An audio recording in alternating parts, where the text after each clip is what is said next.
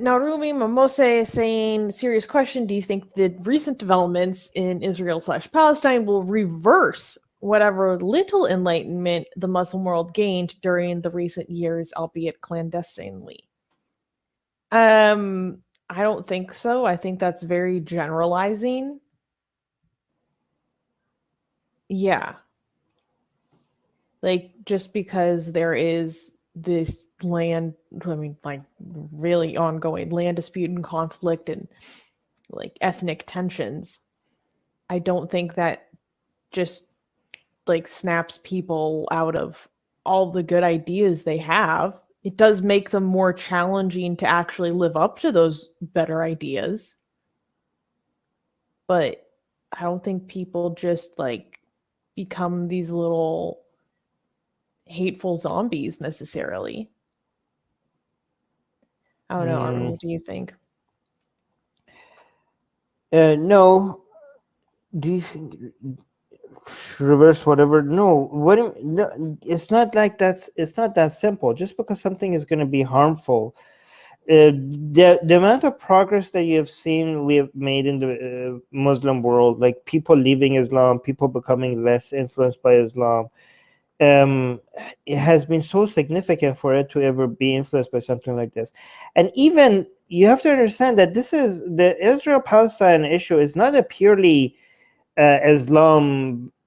Islam has a huge influence on it, of course, but it's not just Islam that is like affecting that. Like, here's the thing: when I went to Israel, when I asked Israeli citizens about the Palestinian-Israeli issue, I got so many different opinions about it. I asked Jewish Israelis about their opinions, and I got like people with different views. And I asked Arab Israelis also about their views, and they had many different views that were against each other, right? Like they didn't have a unanimous. But when I went to Palestine, and I talked to the atheists in Palestine, the views of atheist Palestinians was very similar to Muslim Palestinians. So the issue sometimes goes beyond religion. And again, I'm not denying the role of religion, right? But this is not just like, so like, look at your question. Like your question makes it seem like this is just like, how would it do that? Like, no, I don't even understand the question. Will it reverse whatever little enlightenment the Muslim? First of all, you're saying whatever little enlightenment the Muslim. Yeah, it's so derogatory. It's not the Muslim world hasn't gained literal enlightenment. The shift has been major. The shift has been major in the past couple of years in Iran and in Turkey, thanks to people like Apostle Prophet, even though he will not claim credit. Well, but thanks to people like Erdogan himself. Yeah. Well, I mean, for the wrong reasons, obviously. For the wrong reasons, yeah. No, but first of all, the gain hasn't been little. How could you be so dismissive of the gain? Yeah. And no, so an event like this is going to be damaging, but it's not going to stop the trends. Islam is suffering, and it will continue to suffer, thankfully. All right, next question. You take so long to pick a question. I'm thinking. Well, because then Narumi comes up with this follow-up saying it's not an ordinary attack on Palestine. There was in the beginning of the week, the attack on Al-Aqsa Mosque, a very important mosque to Muslims.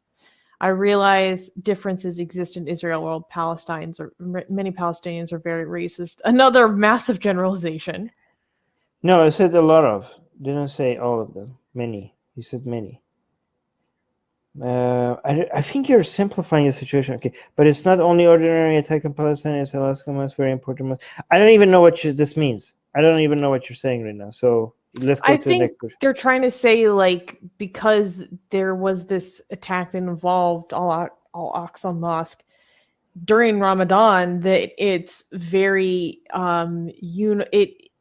it can be seen as a larger attack on the Muslim community. It could be seen as a larger attack on the Ummah, like more unifying in that way, because it's not just, it is no longer just just this ethnic group, just this land. It now involves the third holiest site in Islam.